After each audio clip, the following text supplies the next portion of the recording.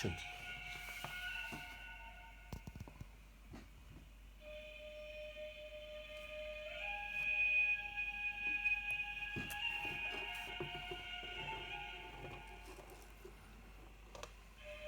A sacred grove in southern England. In a clearing, a young girl in a thin white tunic is trapped in a wooden cage. Next to the cage is a small rude dwelling made of wattle and daub. It is the home of Raven, the priestess. The feast of Beltane heralds spring when the green wood is burgeoning. A swollen moon is out tonight and bathes the wood in radiant light.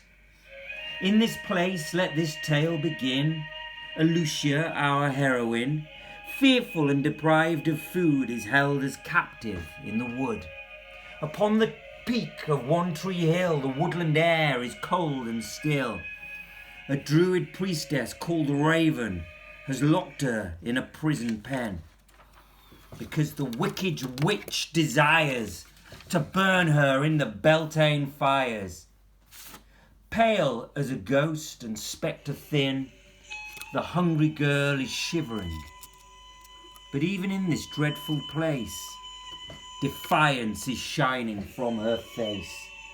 She looks at Raven in the eye, and in a clear voice she cries, I do not fear ye, vile witch. You see I have a magic switch.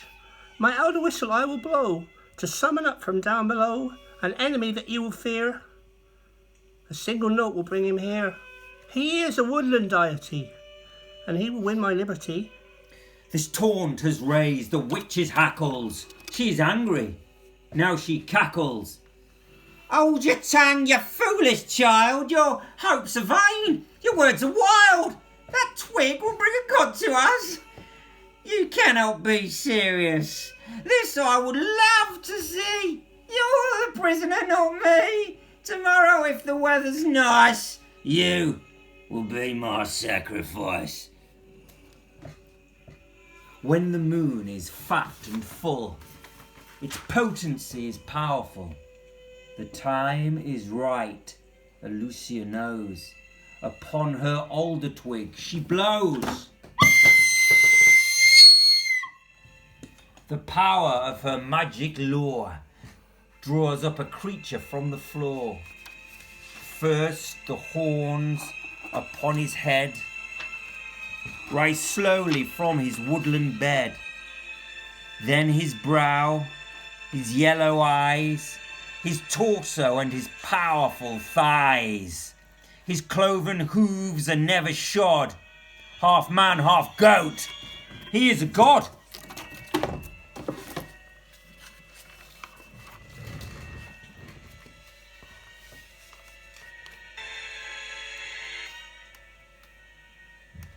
Act 2. Raven, the priestess, showed no fear. Pan impaled her with his spear. He pinned her to a mighty oak. Her life expired with one last croak. Ah! The subtle god could charm the birds. His mouth opens,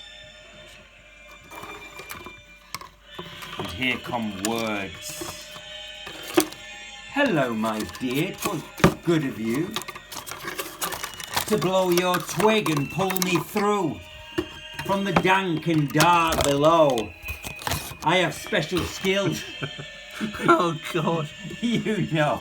Actors, they can't fucking... Together, my sweet, we could be like Orpheus and Eurydice. See how I broke those bars apart. Now, my dear, I'll win your heart.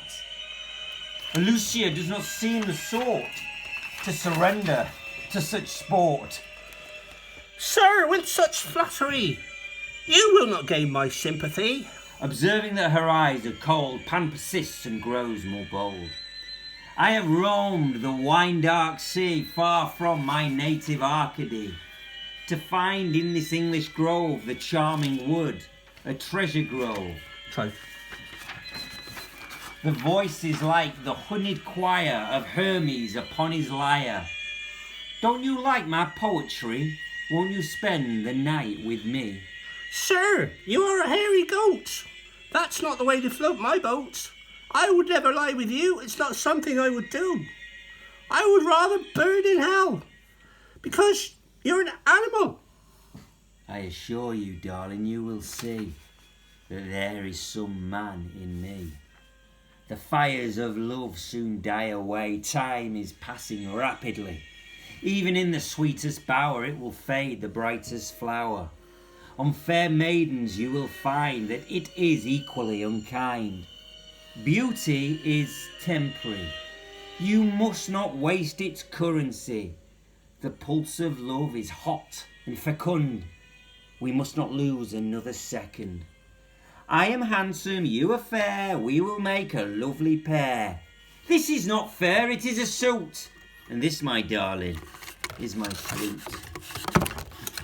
Pan raises his instrument. Oh. As if from heaven sent. Oh. Plays a lay of startling power. Cue Pan's flute. No, that's the wrong flute. That one. To bewitch the woodland flower. Who could resist the potency of Pan's enchanting melody? Elusia hears his weaving tune. Its liquid notes should make her swoon. I like that. Invariably, nymphs give way to such subtle artistry.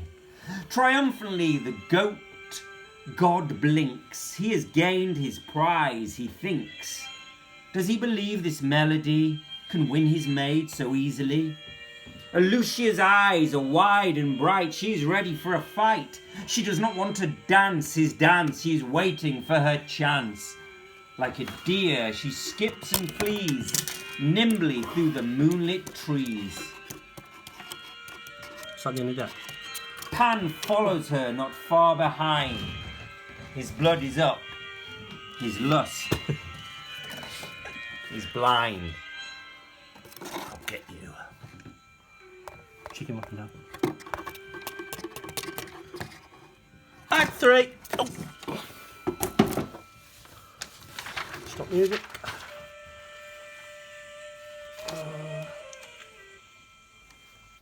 Okay. Act 3.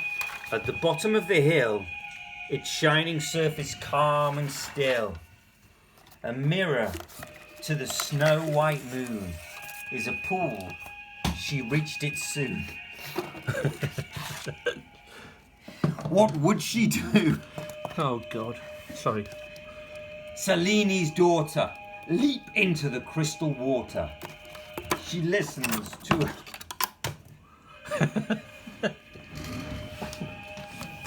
What? Listen to what? Inner voice. an inner voice. Jump or stay, her cool choice. As the flattering voice of Pan tempts her with the wiles of man. She decides, and quick as sin, leaps from the bank and plunges in. Time now stops.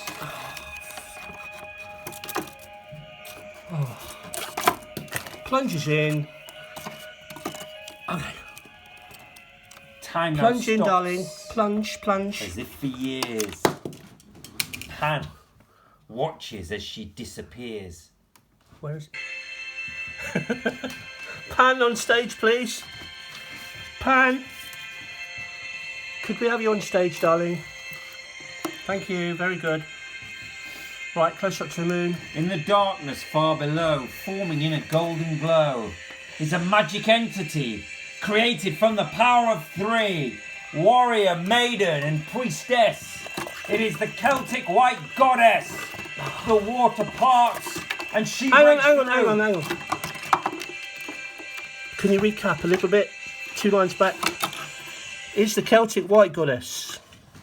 In the darkness far below, forming in a golden glow, is a magic entity created from the power of three. Warrior, maiden and priestess. It is the Celtic white goddess. The water parts and she breaks through. Now she is immortal too.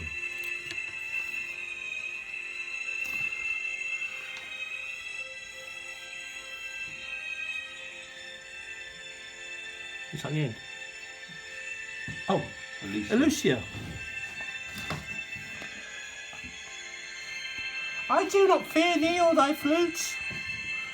You are nothing but a brute, a drunken oaf, a hairy satyr, a rancid goat with words that flatter.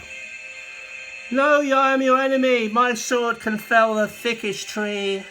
This mighty weapon has the force of the vernal equinox. Pan, in terror, runs away, but he'll be back another day.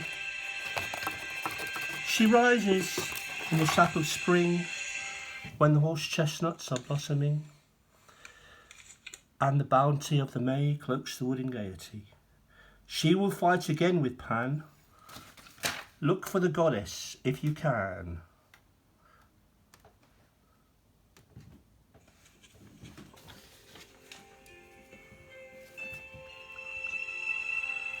Seek her in the stillest place. You'll see her in the moon's white face. Curtain.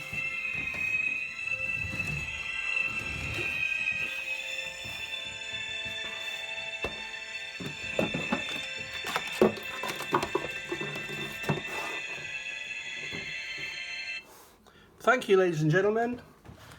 And now, for your curtain call, our cast would like to perform a song for you. If you would lift the curtain, please, Mr. Brody. Thank you, sir.